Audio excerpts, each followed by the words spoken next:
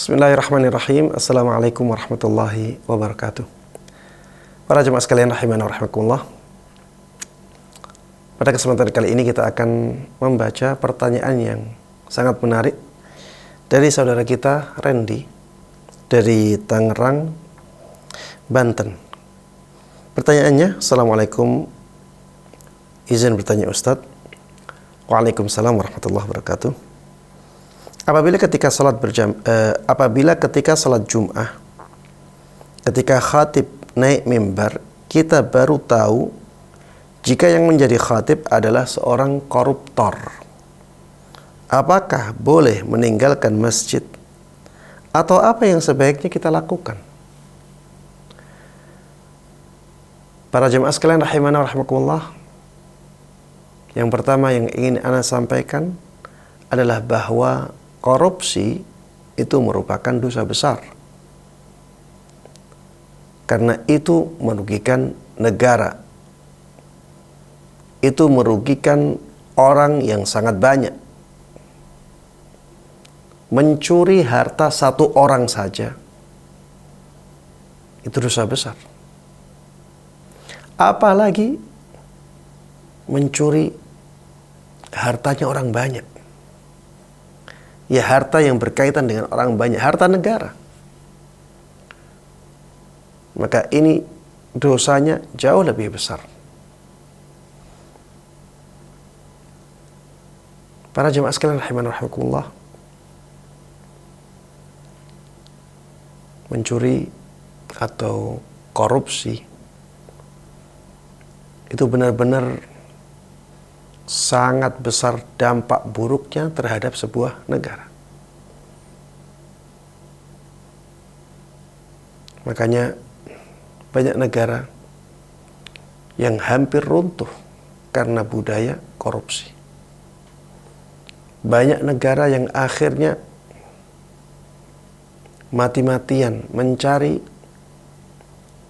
penghidupan dari pajak-pajak karena korupsi yang luar biasa. Jadi rakyat seperti diperas dengan pajak-pajak yang tinggi. Setelah terkumpul ternyata banyak dikorupsi. Ini jelas sangat merugikan masyarakat banyak. Dan tentunya dosanya jauh lebih besar daripada mencuri harta satu orang atau dua orang. Para jemaah sekalian rahimani wa rahimakumullah, apakah dosa korupsi yang besar itu menjadikan seseorang keluar dari Islamnya? Maka jawabannya pada asalnya tidak. Iya, dia dosa besar, bahkan sangat besar sekali. Tapi apakah itu mengeluarkannya dari keislaman? Maka jawabannya tidak demikian. Sehingga kalau ada orang korupsi itu sholatnya sah karena dia masih muslim.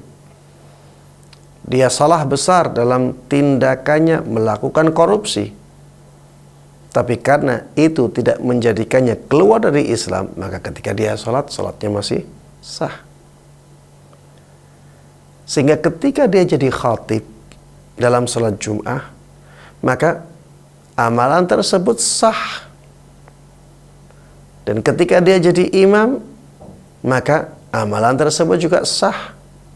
Sehingga kaum muslimin boleh bermakmum kepadanya. Kaum muslimin boleh mendengarkan khutbahnya.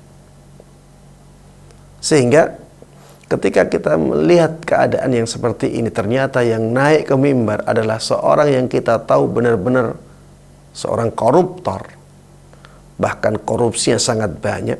Apa yang sebaiknya kita lakukan? Jawabannya, sebaiknya kita tetap duduk di situ dan bersabar mendengarkan khutbahnya dia. Kenapa? Ya karena khutbahnya dianggap sah dan sholatnya juga dianggap sah. Maka sebaiknya kita tetap di situ. Kalau kita tidak, misalnya kita tidak senang mendengarkan kata-katanya, karena apa yang dia sampaikan tidak dia lakukan misalnya, maka bersabarlah. Bersabarlah 15 menit, 30 menit untuk mendengarkannya. Dan bersabar dalam keadaan seperti ini ada sisi pahalanya. Daripada kita keluar. Yang pertama, keluar dalam keadaan seperti itu akan membuat kegaduhan. Belum lagi keluar dalam keadaan seperti itu juga secara syariat tidak dibolehkan. Karena seseorang ketika sudah berada di majelis khutbah Jum'ah, dia diwajibkan untuk mendengarkannya. Dia diwajibkan untuk mendengarkan khutbahnya imam. Maka dia tidak boleh keluar. Dia harus bersabar di situ untuk mendengarkan khutbahnya seorang koruptor. Ya, itulah Islamnya. Insya Allah di sini banyak maslahat.